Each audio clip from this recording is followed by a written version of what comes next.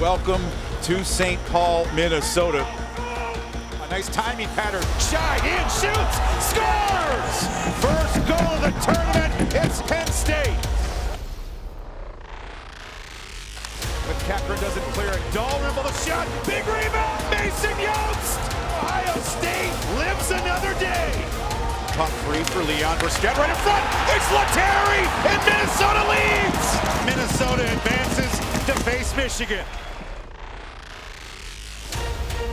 There's the boy wonder of the Big Ten, Kyle Connor. Meet your Big Ten tournament champions of 2016, the Wolverines of Michigan.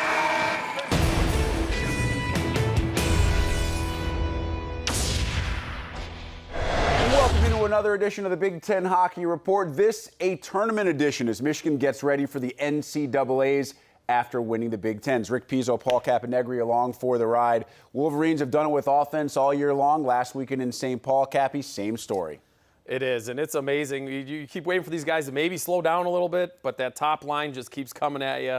They produce at the right times and big moments, late in that Minnesota game, getting that tying goal, and then even Zach Werenski, maybe their best player all around on the defensive end, gets the big winning goal to take them to the title. And that's why there was no surprise that Michigan dominated the All-Tournament team. And, of course, Kyle Connor named the most outstanding player of the tournament. 5 goals, 3 assists, +3. Yes, that's just in 2 games. And look at JT Compher's assist total. That's just plain silly. Tyler Sheehy of Minnesota. Luke Yuha also on the All-Tournament team, joining Connor, Compher, Werenski, and Racine. 4 out of the 6 players from Michigan, but the one that stood out is Kyle Connor. And at this point, the only thing that's hard to believe is that as many teams passed on him in the first round of the NHL draft as they did a year ago.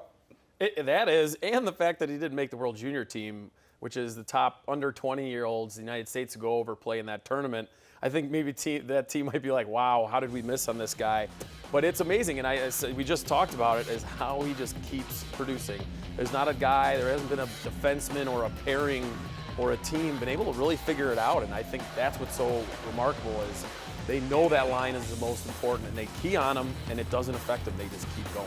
And so Michigan, by virtue of the auto bid, they would have been in the NCAA tournament anyway, but they do get the Big Ten's auto bid into the NCAA tournament.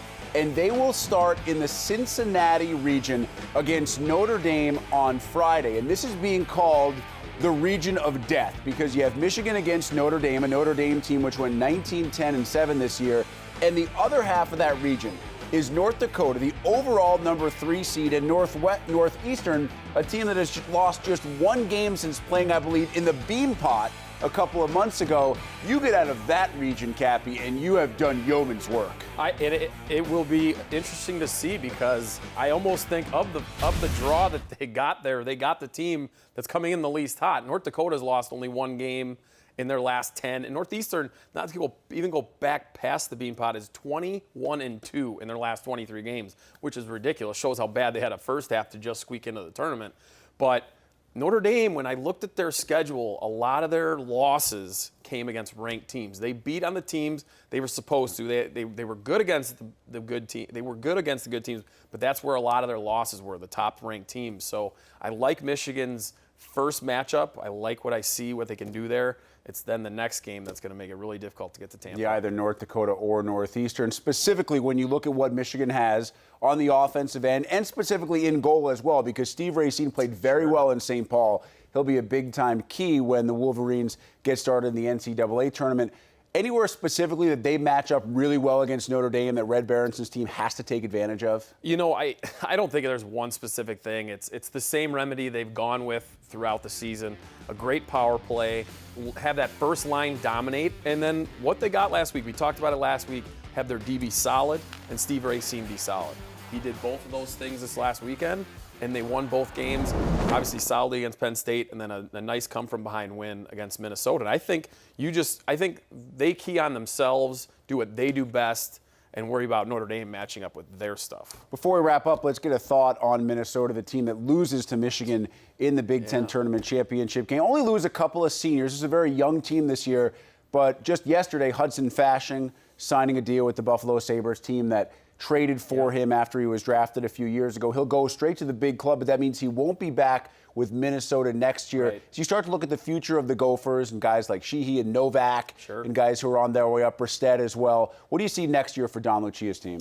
I mean, I like it because they were a very young team. They talked about it all year. And you expect sometimes your upperclassmen at a high-profile school like that that's had a successful year, he's drafted high, you expect those guys to leave sometimes.